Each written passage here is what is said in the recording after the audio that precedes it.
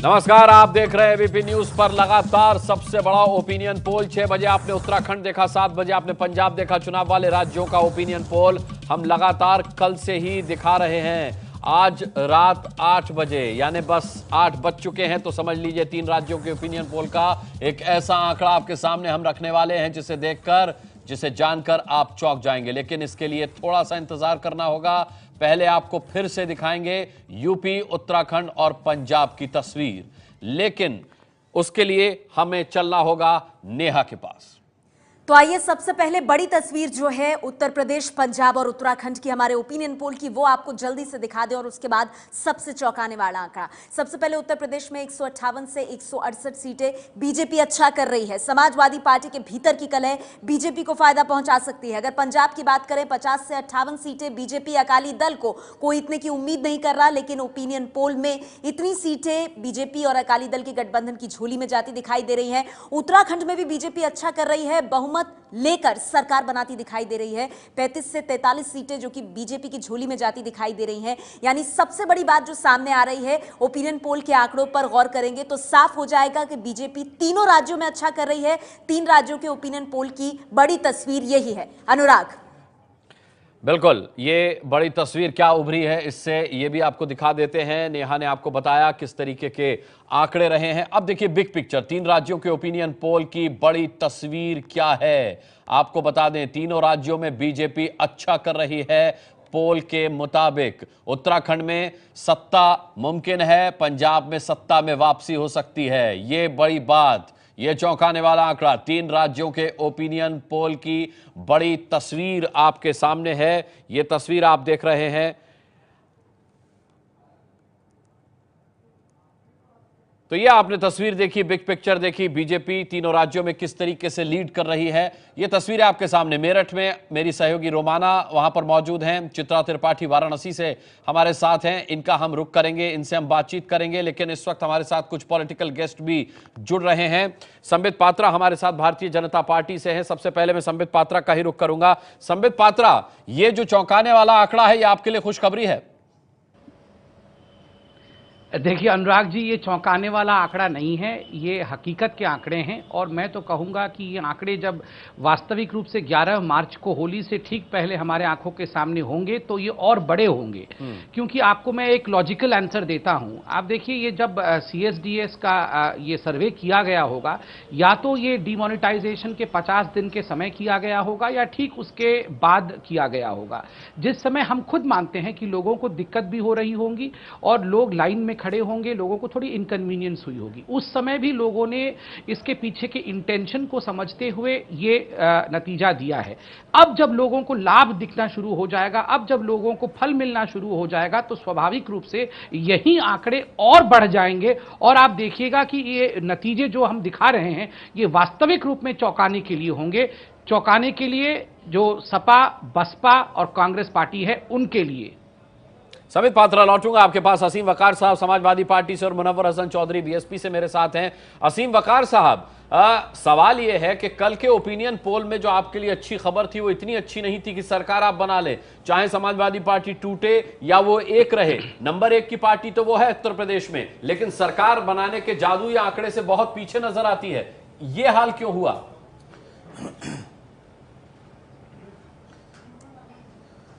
देखिए, समाजवादी पार्टी एक थी, एक है, एक रहेगी इंशाअल्लाह। हम लोग की दुआएं हैं और हम लोग की ख्वाहिशें और हम लोग की तमन्नाएं भी हैं। और समाजवादी पार्टी, हमारा जो सबसे मेन मुद्दा है, बड़ा मकसद है, वो है समाजवादी पार्टी की 2017 में दोबारा सरकार। ये हमारा मिशन भी है, हमारा लक्ष्य भी है और हमारा निशाना भी है जी। हम इसको हासिल करके रहेंगे और 2017 में समाजवादी पार्टी की ही सरकार बनेगी। नहीं, लेकिन आपका दावा है, आपकी दुआ है कि समाजवादी पार्टी की सरकार बनेगी, आप कर सकते, क्योंकि ओपिनियन पोल के मुताबिक नंबर 1 पार्टी तो समाजवादी पार्टी अब भी है। अगर समाजवादी पार्टी टूटती है तब जाकर के कहीं बीजेपी को एज मिलती है, बहुत बड़ा फायदा नजर आता है। लेकिन मुनव्वर हसन चौधरी साहब, बीएसपी जो नंबर 1, नंबर 2, नंबर 1, नंबर 2 में खेलती थी, नंबर 3 पर सरक गई है।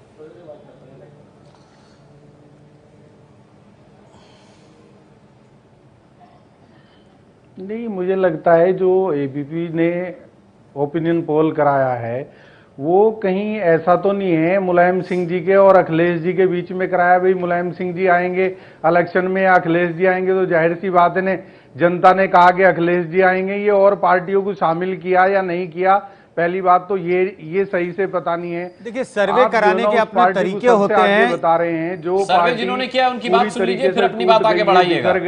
सर्वे जिन्होंने किया उनकी बात सुन लीजिए। संजय कुमार हमारे साथ हैं।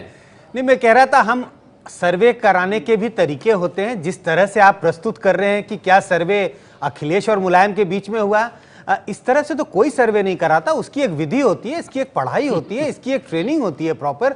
आप इसका मजाक इस तरह से ना उड़ाएं कि शायद सर्वे अखिलेश और मुलायम के बीच में किया गया और उन्हीं के बीच में ही सारे सवाल पूछे गए। इसकी एक तरीका है, एक विधि है, जिसको हमने इसको फॉलो किया है सर्वे कराने में। चलिए मुनव्वर साहब, के बाद उड़ जाते हैं मजाक तो सर्वों के, बहुत सारे सर्वों के मजाक उड़े हैं आज तक। लेकिन सबसे बड़ी बात है कि अगर समाजवादी पार्टी अगर टूटती है तो भी उसका फायदा आपकी पार्टी को नहीं मिल रहा है। नहीं, वो तो सर्वे पर ही सवाल उठा रहे हैं। देखिए साहब, देखिए मुनव्वर साहब, आप अपनी बात जरूर रख सकते हैं, लेकिन सवाल ये उठता है कि सर्वे पर सवाल उठाने से पहले अपनी स्थिति तो देखिए। मैं आपको बता दूं, समाजवादी पार्टी के झगड़े का फायदा भी आपको नहीं मिल रहा, और बीजेपी, समाजवादी पार्टी और कांग्रेस भी एक साथ मिल जाएं तो भी बहुजन समाज पार्टी को सत्ता में आने से नहीं रोक सकती। क्योंकि उत्तर प्रदेश में जो लॉ एंड ऑर्डर की हालत है, हम क्यों मिलेंगे? बहन कुमारी मायावती जो ना सुचारू रूप से चालू कर सकती हैं। वहां जो विकास का मामला है वो बहन जी संभाल सकती है।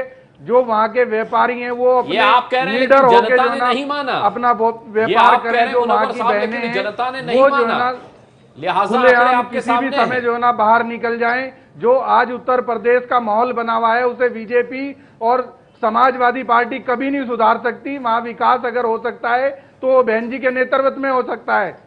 मैं कह रहा हूं, ये आप कह रहे हैं, लेकिन जनता ने ये बात नहीं मानी। संबित पात्रा, सवाल ये है कि आपका जहां कुछ नहीं था वहां आप दूसरे नंबर की पार्टी बनते हुए नजर आते हैं, और अगर समाजवादी पार्टी में टूट होती है तो आपको बहुत फायदा होता है। तो क्या केवल उसी टूट के भरोसे है बीजेपी? बिल्कुल नहीं। मैं आपको बताता हूं एक साधारण सी चीज। देखिए, वकार साहब का मैं बड़ा सम्मान करता हूं। वकार साहब ने अभी एक बात कहा, उन्होंने कहा कि हम सरकार बनाने का निशाना लगा रहे हैं, कि हम निशान लगाएंगे और सरकार बन जाएगी। एक बात याद रखिए, बिना निशान के निशाना तो लग ही नहीं सकता है। आज पहली बार ऐसा है कि वकार साहब के पीछे साइकिल नजर नहीं आ रही है, साइकिल नदारत है, और ये छोटी बात नहीं है। बिना निशान के निशाना कभी नहीं लग सकता है, इसको याद रखिए। और यही आपकी व्यथा है, यही परेशानी है। दूसरी बात है, हम विकास की बात करते हैं और वकार साहब, रोज आपके पार्टी के अंदर एक नया विकास हो रहा है। इन दोनों विकास में फर्क है, पार्टी के अंदर का विकास और उत्तर प्रदेश का विकास। इन दोनों के विकास में फर्क जान जाइए। और जहां तक बसपा का सवाल है, देखिए, डीमोनेटाइजेशन का अगर सबसे खराब असर किसी पार्टी पे पड़ा है तो वो बसपा पे पड़ा है। 104 करोड़ रुपए बहन जी के अकाउंट में और 2 करोड़ रुपए बहन जी के भाई के अकाउंट में, जो गरीब लोगों के लिए आज तक बहन जी कह रही थी कि मैं लड़ रही हूं, आज अचानक वही गरीब, शोषित दलित कह रहे हैं अच्छा ये तो हमारे पैसे को लेकर अपने अकाउंट में और अपने भाई के अकाउंट में रखे हुए हैं। ये जो उनका भाई है, ये तो जैसे कांग्रेस में रॉबर्ट वाड्रा है, वैसे बसपा में ये रॉबर्ट वाड्रा है। तो ये जनता में आज बहन जी को लेकर बहुत बड़ा रोष है, और उसी का कारण है। नहीं, निजी हमले नहीं है। देखिए, करप्शन एक बहुत महत्वपूर्ण विषय है और करप्शन निजी ही होता है। कांग्रेस से मेरे पास कोई प्रवक्ता नहीं है, अकाउंट में कांग्रेस से मेरे पास कोई प्रवक्ता नहीं है, इसलिए मैं जवाब नहीं ले पाऊंगा। लेकिन अच्छा है, कांग्रेस से नहीं, कांग्रेस से प्रवक्ता नहीं है, ठीक है। आज तो आदरणीय शीला दीक्षित जी ने भी हथियार डाल दिया है। उन्होंने कहा मेरी भला छोड़ दो, वो कोएलिशन कर दो और अखिलेश को ही बना दो जो बनाना है। कोएलिशन में भी सरकार बनती हुई नजर नहीं आ रही है इस ओपिनियन पोल के मुताबिक। तो प्रवक्ता की क्या आवश्यकता है? संबित पात्रा जी, समाजवादी पार्टी और कांग्रेस के कोएलिशन में भी सरकार बनती हुई नजर नहीं आ रही है इस ओपिनियन पोल के मुताबिक। पंकज झा का मैं रुख करूंगा। पंकज झा, सबसे आसान होता है किसी भी पॉलिटिकल पार्टी के लिए सर्वे को खारिज कर देना या न्यूज चैनल को खारिज कर देना। आप जमीनी हकीकत बखूबी जानते हैं, जनता के बीच रहते हैं, हर किसी का मन टटोलते हैं। जमीनी हकीकत आपने जो देखी वो क्या है?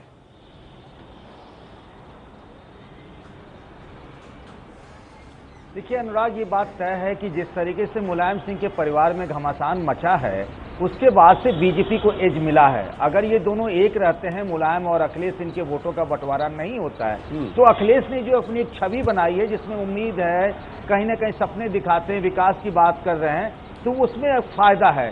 रही बात बीएसपी की, वो भूल गए हैं बहन जी की जो इस बार की पूरी रणनीति है वो खुद ही नहीं समझ पा रही हैं मायावती कि आखिर वो करे तो क्या करे।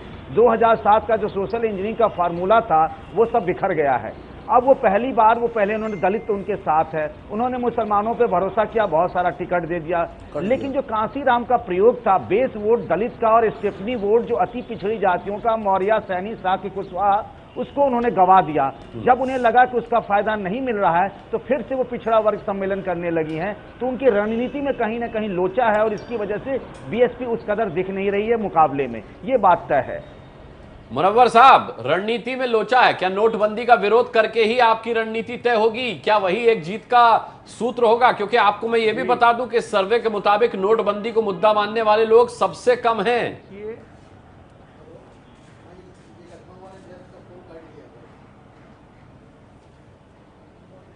देखिए, मैं आपको बता दूं, जो मेरे मित्र कह रहे हैं, बहन जी ने इस तरीके से ये कह रहे हैं कि अभी हमारी रणनीति, हमने तो सारे टिकट जो है ना बांट दिए हैं, हम जो ना लोगों के बीच में चले गए हैं अपनी बात करने के लिए। अभी तो इनमें टिकटों का बंटवारा होगा, वहां झगड़े होंगे, उसके बाद जो ना ये कहीं जनता में जाएंगे। अगर हमारे यहाँ ये सब फेलियर होता तो अब तक हमारे टिकट ही अलाउंस नहीं होते।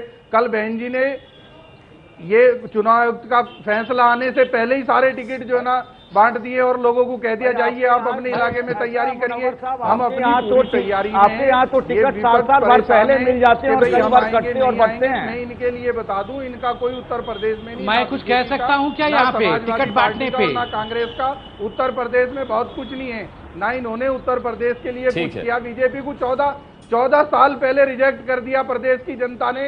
ये दंगाइयों की सरकार है, इसे 14 साल पहले वहां से बाहर निकाल दिया, आज तक ये उभर नहीं पाई।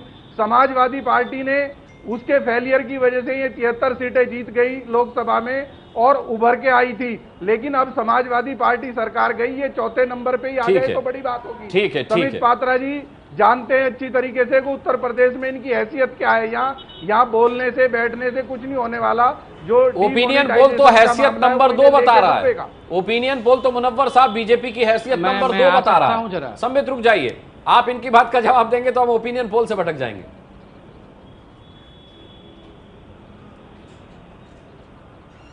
ये 11 मार्च को पता लग जाएगा हम 2 नंबर पे हैं या फर्स्ट नंबर पे हैं। ठीक है, विजय विद्रोही भी मेरे साथ है। विजय विद्रोही, आपका आकलन क्या कहता है? मुनव्वर साहब तो कह रहे हैं कि सरकार वो बना रहे हैं। देखिए, बड़ी दिलचस्प स्थिति हो गई है कि नोटबंदी का सियासी फायदा बीजेपी को मिलता दिख रहा है या नुकसान होता नहीं दिख रहा है, एक चीज। दूसरा, यूपी की बात करें, अगर हम यूपी भाई अभी टिके हुए हैं, तो समाजवादी पार्टी में अगर टूट होती है तो भी मुस्लिम वोट समाजवादी पार्टी के दोनों धड़ों के बीच में दिख रहा है। वो कायदा ये होना चाहिए था कि वो बसपा की तरफ फिर शिफ्ट होना चाहिए था, एक तरफा इशारा किया, टिकट बंटवारे पर इशारा किया, वो होता दिख नहीं रहा, बावजूद इसके कि दलितों से ज्यादा मुसलमानों को मायावती की पार्टी ने टिकट दिया है। तो ये अपने आप में बिल्कुल दिलचस्प स्थिति है। लेकिन संबित पात्रा से भी ये बात पूछनी चाहिए कि विकास के नाम पर चुनाव लड़ने वाली, नोटबंदी करके उस भ्रष्टाचार, काला धन वाली बात करने वाली, और लोकसभा चुनाव के मद्देनजर देखा जाए तो 73 सीटें जीतने वाली पार्टी सपा के भरोसे है और अपने दम पर फिर भी सपा की टूट के बावजूद भी 203 का जादुई आंकड़ा क्रॉस नहीं कर पा रही है। यह उनके लिए एक चिंता की खबर होनी चाहिए। नंबर 1 की पार्टी बनने के बावजूद सत्ता से दूर संबित पात्रा। लेकिन यहां पर सवाल यह है कि आपने कहा, संबित पात्रा, आपने कहा कि बहन जी की अपनी कोई रणनीति नहीं है, वो जब भी आती है नोटबंदी की बात करती हैं, लेकिन मुनव्वर साहब कह रहे हैं कि टिकट बंटवारा ही उनकी रणनीति है और इसे हल्के में नहीं लिया जाना चाहिए। संबित पात्रा, देखिए, मैं इसी का उत्तर देना चाहता हूं। इन्होंने कहा, बड़े आदर से मैं कहता हूं, राणा साहब, मुनव्वर साहब ने कहा कि उन्होंने अनाउंस कर दिया है टिकट बहुत पहले से। देखिए, इनके सिस्टम क्या होते हैं पता है? पहले अलाउंस, फिर अनाउंस। टिकट का अलाउंस दे दो हमें 2 साल पहले, फिर हम अनाउंस कर देंगे। ऐसे कुछ होता है क्या? अलाउंस लेके अनाउंस करने से कुछ नहीं होता है। तो ये टिकट बेचने की जो प्रक्रिया आपकी है, ये हर किसी को पता है, इससे तो और आपको नुकसान हो रहा है।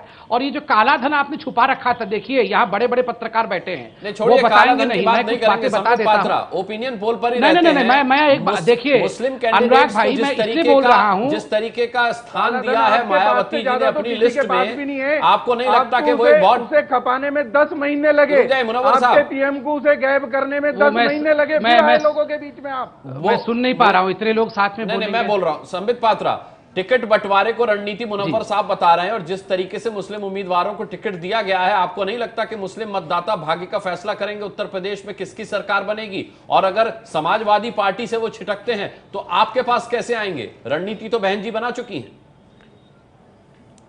देखिए, ये बहुत चिंता का विषय है और यह एक ऐसा विषय है जिस पे सभी बुद्धिजीवियों को चर्चा करनी चाहिए। 4 दिन पहले सुप्रीम कोर्ट ने अपना एक निर्णय सुनाया, जजमेंट सुनाया कि धर्म के नाम पर, जाति के नाम पर और आप लैंग्वेज के नाम पर अपना वोट नहीं मांग सकते हैं। ठीक उसके अगले दिन आदरणीय बहन जी मायावती जी आके एक प्रेस कॉन्फ्रेंस करती है और उसका बखिया उधेड़ देती है सुप्रीम कोर्ट के उस टिप्पणी का। पहला नाम वो यादवों का लेती है, कहती है देखिए यादव तो जो है आधा इस खेमे में चला जाएगा, आधा उस खेमे में चला जाएगा। अब रहा मुसलमान, मुसलमानों से मैं अपील करती हूं कि वो समाजवादी पार्टी को वोट ना दे, वो मुझे वोट दे। देखिए, ये सब सुप्रीम कोर्ट के बखिया वही उधेड़ता है जो बौखलाया हुआ होता है और जो बिल्कुल नर्वसनेस से जानता है कि मैं किसी भी कीमत पर जीतने वाली नहीं हूं, मेरा दाल नहीं गल रहा है। और मायावती जी ने ये जो किया है, ये प्रेस कॉन्फ्रेंस के बाद से हम सब श्योर हैं कि इस कदर वो नर्वस हैं कि सुप्रीम कोर्ट को भी आड़े हाथ लेकर अब मतलब ये है ना, करो या मरो की स्थिति पे आ चुकी है आज उनकी परिस्थिति, और उत्तर प्रदेश की जनता उन्हें माफ नहीं करने वाली है, क्योंकि कालाधन एक महत्वपूर्ण मुद्दा है।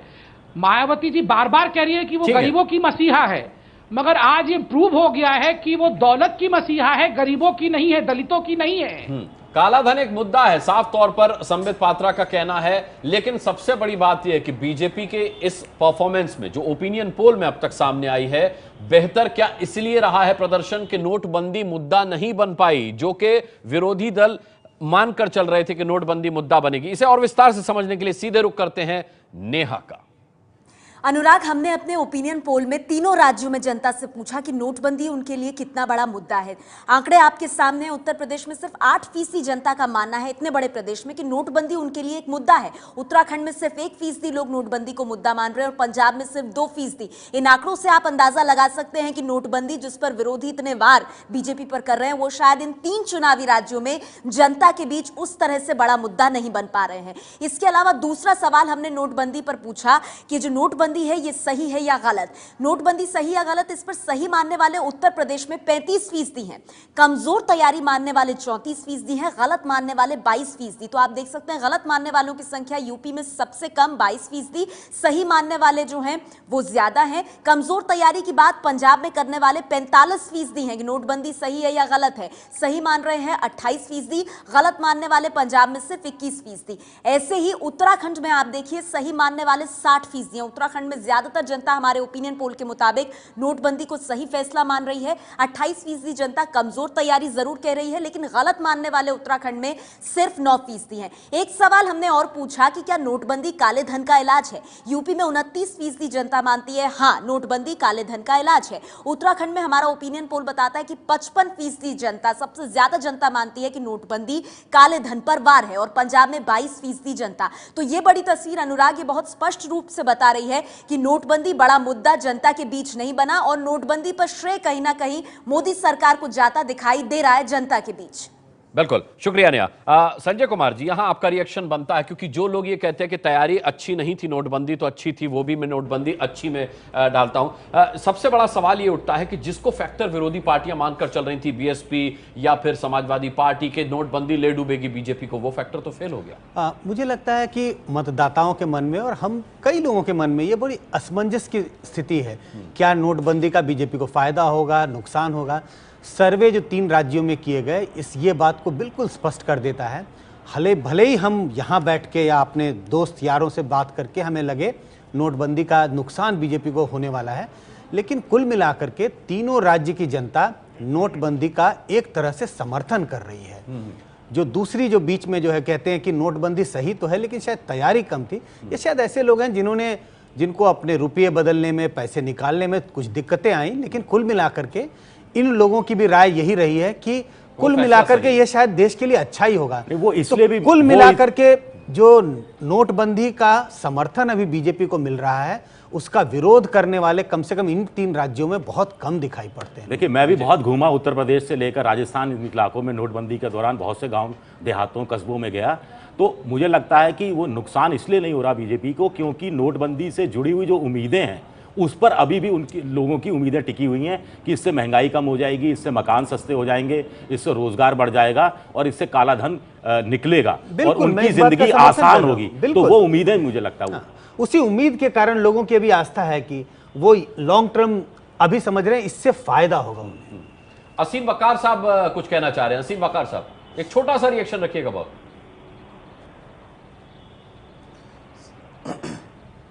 नहीं, बहुत लोगों ने बहुत लंबा लंबा बोला है।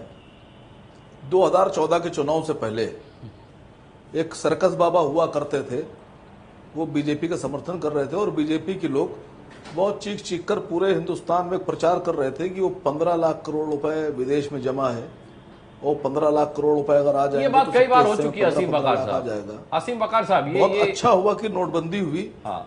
सुन लीजिए सर, सुन तो लीजिए, अभी नहीं हुई है जो मैं कहने जा रहा हूँ। अच्छा, हाँ। जो मैं कहने जा रहा हूँ वो नहीं हुई है। हाँ। 15 लाख करोड़ को कालाधन बताया गया था और आज आरबीआई ने यह बताया कि हमने 15.5 लाख करोड़ के ही रुपए छापे थे।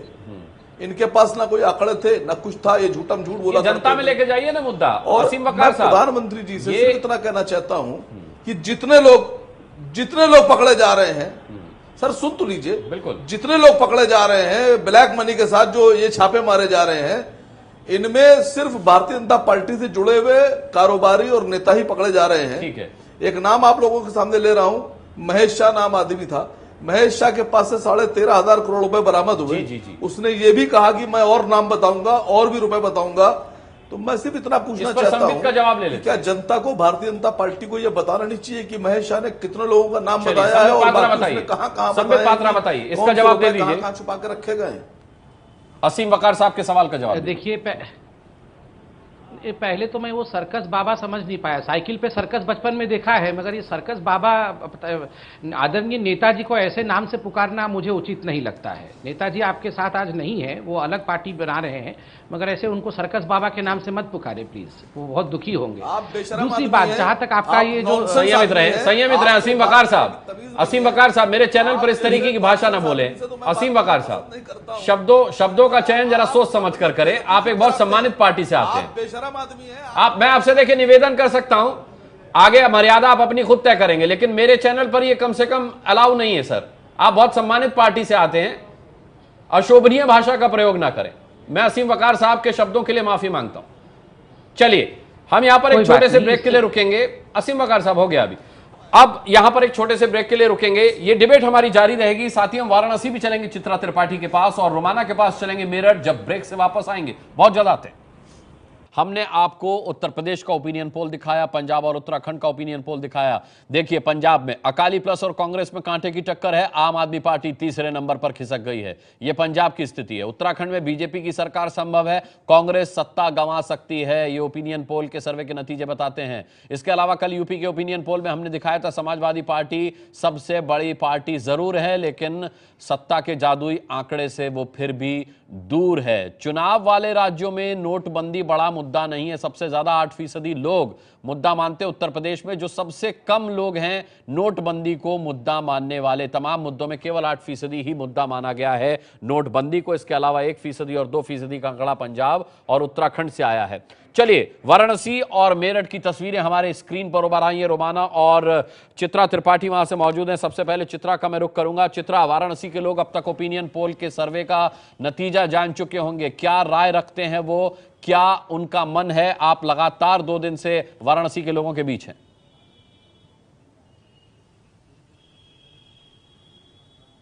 देखिए, इन लोगों से मैं ये सवाल पूछूं, लेकिन ओपिनियन पोल के जो आंकड़े सामने आए हैं उससे एक बात अनुराग साफ है, 2012 का प्रदर्शन समाजवादी पार्टी यूपी में दोहराने नहीं जा रही है, जबकि 2014 में जिस तरह का शानदार प्रदर्शन बीजेपी का रहा था उसका भी प्रदर्शन नहीं होने जा रहा है बेहतरीन फिलहाल उत्तर प्रदेश में। यानी कि बहुमत 202 का जो आंकड़ा है वो किसी भी पार्टी का नहीं है। हमारे साथ तमाम खास मेहमान यहाँ पर मौजूद हैं, हर एक पार्टी के लोग यहाँ पर अपना अपना प्रतिनिधित्व कर रहे हैं। सबसे पहले मैं बीजेपी की राय ले लेती हूँ।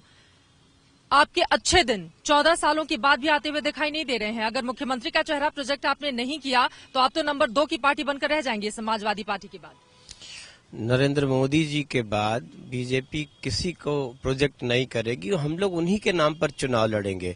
और विकास का नारा है उत्तर प्रदेश में, और इसी नारे के आधार पर उत्तर प्रदेश की सरकार बीजेपी की बनने जा रही है। आगामी 2 तारीख को जिस तरीके से जो ऐतिहासिक रैली हुई, इतिहास गवाह है कि उत्तर प्रदेश के इतिहास में इतना बड़ा जन सैलाब, इतना बड़ा मानव समुद्र किसी ने कभी, हम सब ने नहीं देखा। मतलब बीजेपी सरकार बनानी, बीजेपी सरकार बनाने। समाजवादी पार्टी फिर कहाँ खड़ी हुई है? आप लोग भी 150 के अंदर ही सिमटते हुए दिखाई दे रहे हैं। आपने 2012 के ओपिनियन पोल में हमको 150 के अंदर दिखाया था, लेकिन वह गलत करते हुए हम लोगों ने पूरी बहुमत से सरकार बनाई। मुख्यमंत्री यशस्वी अखिलेश यादव जी ने पूरे प्रदेश में विकास की गंगा बहा दी है। किसी भी ऐसा कोई क्षेत्र नहीं है कि जहां मुख्यमंत्री द्वारा काम न किया गया हो। उनके विकास के बलबूते अब हर गांव हो या शहर हो, जनता के मुंह पर सिर्फ अखिलेश, सिर्फ अखिलेश, सिर्फ अखिलेश। यानी कि ओपिनियन पोल अगर आपको 300 का आंकड़ा दिखाता तो वो बहुत बेहतर रहता, अभी 150 दिखा रहा है तो कम है। चलिए बीएसपी कहाँ खड़ी हुई है? आप लोग हमेशा नंबर 1 नंबर 2 की लड़ाई लड़ते थे, लेकिन हमारा जो ओपिनियन पोल है उसमें तीसरे नंबर पर दिखाई दे रही है Bahujan Samaj party. Opinion poll आपका गलत साबित होगा, ये हम लोगों को पूरा विश्वास है। और भारतीय जनता पार्टी दावा कर रही है वो बर्फ पे खड़ी है, और जब बर्फ पिघलेगी तो वो धरातल पे आ जाएगी। आपकी लड़ाई भारतीय जनता पार्टी से है या समाजवादी पार्टी से है? बहुजन समाज पार्टी से सारी पार्टियां लड़ेंगी। इस बार आप चुनाव में देखिएगा 11 तारीख को ये तय हो जाएगा कि बहुजन समाज पार्टी से ही सारी पार्टियां लड़ेंगी। 11 मार्च का इंतजार अभी आप करेंगे। कांग्रेस पार्टी लेकिन कहां पर खड़ी हुई है? आप लोगों ने 28 सीटें जीती थी 2012 में, इस बार तो 20 के अंदर सिमटती हुई दिखाई दे रही है ओपिनियन पोल के। नहीं, मैं आपके चैनल के माध्यम से कहना चाहता हूं कि विगत जो पिछले 6 महीने से कांग्रेस ने जिस तरह से उत्तर प्रदेश में मेहनत किया है, राहुल गांधी ने मेहनत किया है, राज बब्बर ने किया है, शीला दीक्षित जी ने किया है, और उत्तर प्रदेश की जनता पिछले 27 सालों से जातिवाद और अविकसित से उब चुकी है और कांग्रेस की तरफ उम्मीद भरी नजरों से देख रही है। और 6 महीने से तो राहुल गांधी अच्छा कर रहे हैं, बहुत मेहनत उन्होंने किया है, लेकिन चुनावों की तारीखों के ऐलान का जब वक्त आया तो वो विदेश में पार्टी कर रहे हैं। आपको नहीं लगता है कि यहाँ पर कांग्रेस पार्टी कमजोर होगी अगर ऐसा नेता ही करेगा तो? नहीं, नेता उनका व्यक्तिगत मामला है, और 1-2 दिन के लिए हटना, विदेश जाना कोई गुनाह नहीं करता। गुनाह नहीं है। चलिए आप बताइए, क्या लगता है इस बार किसकी सरकार? कांग्रेस की सरकार। 27 साल यूपी पे हाल जी। लग रहा है कि अच्छा प्रदर्शन करेगी जी। किस आधार पे? पूर्ण बहुमत पर। 2 बातें बताइए क्यों? जाति और धर्म से ऊपर उठकर सारी जनता इससे जो है ऊपर उठकर कांग्रेस की। आप बताइए इस बार किसकी सरकार उत्तर प्रदेश? कांग्रेस की सरकार। मुख्यमंत्री के रूप में शीला दीक्षित अच्छा प्रदर्शन करेंगी? निश्चित रूप से। चलिए देख ले, कुछ और लोग हमारे साथ इधर बातचीत कर लेते हैं। आप बताइए, आप क्या राय रखते हैं, किसका रहेगा बेहतरीन प्रदर्शन? 260 प्लस बीजेपी सरकार बनाने जा रही है। 11 तारीख को जितने भी विरोधी पार्टी है उनको अपना जवाब स्वतः मिल जाएगा, और एक नाम है हमारा मोदी मोदी मोदी। मोदी मोदी मोदी का नारा तो आप लोग लगा रहे हैं, लेकिन एक चीफ मिनिस्टर आप उत्तर प्रदेश को दे नहीं पा रहे हैं। आपको नहीं लगता है कि जहां 3 चेहरे सामने होंगे, अगर बीजेपी के पास चेहरा नहीं होगा तो वो कमजोर रहेगी? हमारे यहाँ हरियाणा में चुनाव हुआ, कोई मुख्यमंत्री का चेहरा नहीं था। महाराष्ट्र में चुनाव हुआ, कोई मुख्यमंत्री का चेहरा नहीं। आपका राजस्थान में चुनाव हुआ, आपका मुख्यमंत्री था। मध्य प्रदेश में हुआ, मुख्यमंत्री था। छत्तीसगढ़ में हुआ, मुख्यमंत्री था। मुख्यमंत्री का चेहरा मानक है, तो इन दोनों स्टेट में मुख्यमंत्री का चेहरा नहीं था, फिर भी हमारी सरकारें बनी। और जितना मोदी जी ने गरीबों के बारे में सोचा, चतुर्थ श्रेणी कर्मचारियों को इंटरव्यू का झंझट खत्म किया, सेल्फ अटेस्ट का प्रावधान किया, गरीबों के घर में चूल्हा जले इसके लिए गैस का प्रावधान किया निःशुल्क।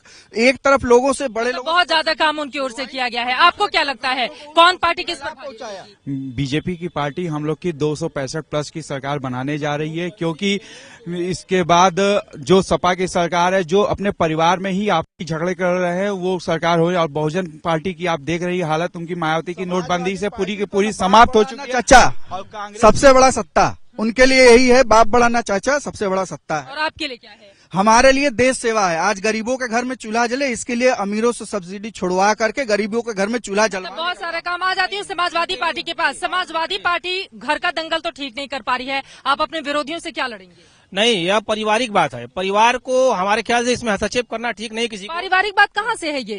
वो तो सबसे की पारिवारिक बात है जो सरकार चला रही है पार्टी, जो परिवार सरकार, यह पारिवारिक बात है, लेकिन विकास की बात है। समाजवादी पार्टी विकास के बलबूते अपनी सरकार बनाएगी। ऐसा कोई क्षेत्र नहीं है, चाहे समाजवादी पेंशन रहा हो, चाहे 1090 महिलाओं की सुरक्षा का रहा हो, चाहे बेरोजगारी भत्ता रहा हो, चाहे कन्या विद्याधन, बहुत सारा काम किया गया। चलिए मैं मान लिया भाषण नहीं दीजिए, लेकिन आप ये बताइए कि अगर मुलायम सिंह यादव और अखिलेश यादव अलग अलग होते हैं तो उसका खामियाजा भी समाजवादी पार्टी को अलग होने का सवाल ही नहीं उठता, वो अलग है ही नहीं। 2 दिन आपको लग रहा है अलग नहीं है? जी नहीं, बिल्कुल नहीं है। 2 दिन आप रुक जाइए, देखिएगा सब एक उस पे होंगे और विकास के जो मुद्दे। 2 दिन में क्या होने जा रहा है? कोई जादू की छड़ी घूमने जा रही है? सरकार सपा की बनने जा रही है, अखिलेश यादव जी मुख्यमंत्री होंगे। आपका ये क्वेश्चन है, ये यही है, और अखिलेश जी के नेतृत्व में हम सरकार बनाने जा रहे हैं। बीजेपी के लोग जो कह रहे हैं, आप ये देख लीजिए, नोटबंदी का असर गांव के अंदर जाके देखिए, आज भी 2000 रुपए से ज्यादा बैंक वाले नहीं दे रहे हैं। लेकिन आपके बनारस में तो हर एक एटीएम में 2000, 2500, 4500 रुपए मिल रहे हैं। चलिए कुछ और लोगों की राय लेते हैं। आप आगे आइए, किसकी सरकार बनने जा रही है? सरकार बीजेपी की बनेगी, क्योंकि वो विकास हो रहा है उनके राज में। 2 विकास के काम बताइए आप।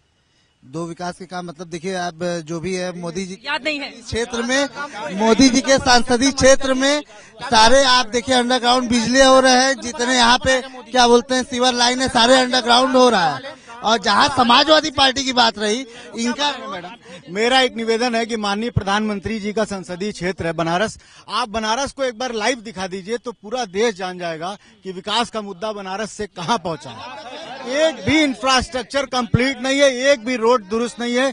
हमारा बिल्कुल 1991 से अगर 2004 को छोड़ दे तो लगातार बीजेपी के सांसद यहां से रहे हैं, लेकिन विकास के मुद्दे पर ये बात सही है, सिर्फ बनारस ही नहीं पूरा पूर्वांचल पिछड़ा हुआ है। आजमगढ़ का प्रतिनिधित्व करते हैं मुलायम सिंह यादव, कलराज मिश्र देवरिया से सांसद हैं, गोरखपुर से योगी आदित्यनाथ हैं, मिर्जापुर सीट से अनुप्रिया पटेल, लेकिन विकास के पैमाने पर पूरा का पूरा पूर्वांचल उत्तर प्रदेश में सबसे पीछे खड़ा हुआ है। और लोगों को इस बात की उम्मीद है, सरकार किसी की भी बने, फिलहाल उनके आएंगे अच्छे दिन, और उम्मीद इस बात की भी कि अगर इन लोगों की बातचीत का लब्बोलुआब हम निकालें तो समाजवादी पार्टी और बीजेपी के बीच कड़ा मुकाबला पूर्वांचल में इस बार देखने को मिल रहा है। ये तो बात रही पूर्वांचल की। पश्चिम उत्तर प्रदेश का क्या है हाल, ये जानने के लिए सीधे रुक कर लेते हैं रोमाना का। रोमाना, पश्चिमी उत्तर प्रदेश के मेरठ में मैं मौजूद हूं और देखिए उत्तर प्रदेश में 7 चरणों में चुनाव होना है। पहला चरण 11 फरवरी को यहां मेरठ में भी वोट डलने हैं और 8 नवंबर 2016 वो तारीख थी जब प्रधानमंत्री नरेंद्र मोदी ने नोटबंदी का ऐलान किया था। और उसके बाद से तो जैसे विपक्ष ने कमर कस ली थी कि नोटबंदी के मुद्दे पर ही बीजेपी की घेराबंदी करनी है। लेकिन अब जो ओपिनियन पोल से तस्वीर उभरती हुई नजर आ रही है, लोग मुद्दा मानते ही नहीं है नोटबंदी को। ऐसे में बीजेपी की तरफ से हमारे साथ मौजूद हैं शिव कुमार राणा साहब। राणा साहब, आपसे जानना चाहूंगी, क्या क्षेत्रीय राजनीति पर आपको लगता है कि केंद्र की आर्थिक नीति भारी पड़ गई? नहीं, ये जो नोटबंदी का जो विषय है, नोटबंदी का विषय तो ये लोग स्वतंत्र भारत का जो आज तक का जो सबसे बड़ा फैसला, जो जनहित में और राष्ट्र हित में जो लिया गया, ये सबसे बड़ा फैसला। तो फायदा देगा ना बीजेपी को? बीजेपी को फायदा होगा निश्चित रूप से। मतलब जो विपक्ष की पूरी रणनीति थी, विपक्ष लगातार कहता रहा ये तो सबसे बड़ा घोटाला है, तो ऐसे में आप लोगों की तो रणनीति कुंद हो गई। बिल्कुल पूरी तरह घोटाला है। और केवल क्या घोटाला है?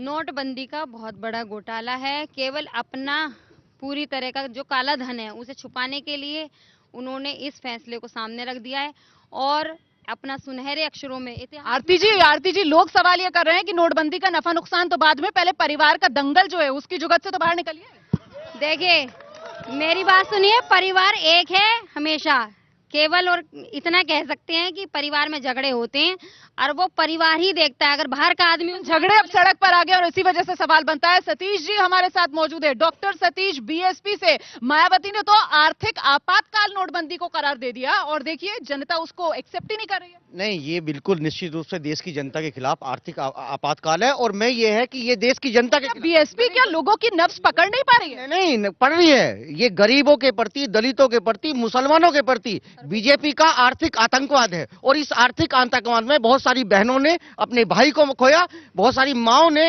अपने बच्चों को खोया, लोगों ने अपने पिता को। फिर आप इतना पिछड़ क्यों रहे हैं चुनावी रेस? पिछड़ नहीं रहे हैं। बहुजन समाज पार्टी इस इलेक्शन में आप देखना 250 सीट पूरा का पूरा लेके आएंगे और ये बीजेपी का आपके दावे जो है वो आंकड़ों से मैच नहीं कर रहे हैं। मैं कांग्रेस की तरफ आना चाहूंगी, हमारे साथ उज्जवल अरोड़ा साहब मौजूद हैं। नोटबंदी को लेकर राहुल गांधी ने बातें बड़ी बड़ी की, विपक्ष की एकता भी दिखाई, लेकिन छुट्टियों से वापस आ रहे हैं नोटबंदी के बाद? राहुल जी का 2-3 दिन में जहां तक है वापस आ जाएंगे। चुनाव की तारीखों का भी ऐलान हो गया। बिल्कुल, मेरे ख्याल से शायद आज आ भी गए होंगे। और नोटबंदी से जो देश में आर्थिक आपातकाल लगा दिया गया है, 27 साल यूपी बेहाल, और जब यूपी के अंदर चुनाव की तारीखों का ऐलान हो रहा है तो फिर कांग्रेस के मुखिया है ही नहीं। पता नहीं था ना, आज ऐलान हुआ है तो हो सकता है वापस पहुंच भी गए होंगे। अजीत सिंह जो हैं आपके नेता, आरएलडी से हमारे साथ आयनुद्दीन शाह साहब मौजूद हैं यहाँ पर। अजीत सिंह साहब कहते हैं कि देखिए नोटबंदी के बाद यूपी में बीजेपी की बंदी हो जाएगी, लेकिन आंकड़े तो कुछ और ही कह रहे हैं। हकीकत आप बिल्कुल आंकड़ों पे मत जाइए। आप देखिएगा चुनाव में जब होगा, पूरे अक्रॉस द बोर्ड जितना वोटर है, गरीब से लेके शहर तक में रहने वाला जितना वोटर है, वो सब त्रस्त है इस गवर्नमेंट ने इस फैसले से। अब आदमी को अपने ही पैसे के लिए मिलने के लिए मजबूर कर दिया, कोई सिस्टम नहीं है। और इसका सबसे बड़ा सबूत यह है कि 50 दिन में 64 नोटिफिकेशन चेंज करें। नहीं, लेकिन ये तमाम दावे आप नेताओं के यहाँ पर देख रहे हैं, नेताओं के अपने अपने दावे। हकीकत क्या है इसकी तस्वीर तो 11 मार्च 2017 जो फैसले का दिन है तभी साफ हो पाएगी। फिलहाल मेरठ के लोग यहाँ पर मौजूद हैं और देखिए किस तरीके के नारे यहाँ मेरठ के लोग लगा रहे हैं। एक बार जरा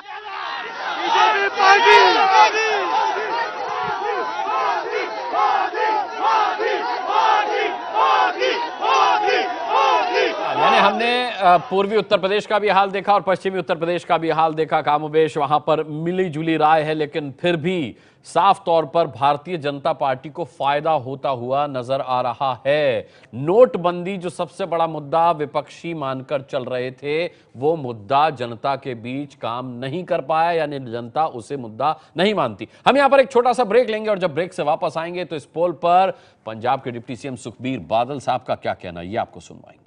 आप लगातार देख रहे हैं एबीपी न्यूज का सबसे बड़ा ओपिनियन पोल और अब इस पर पंजाब के डिप्टी सीएम सुखबीर सिंह बादल ने क्या कुछ कहा है बताते हैं आपको। पंजाब के ओपिनियन पोल पर सुखबीर बादल ने कहा है कि पंजाब में 75 से ज्यादा सीटें उनकी आ रही हैं। आइए सुनते हैं। पंजाब के डिप्टी सीएम और बड़े नेता सुखबीर बादल हमारे साथ हैं।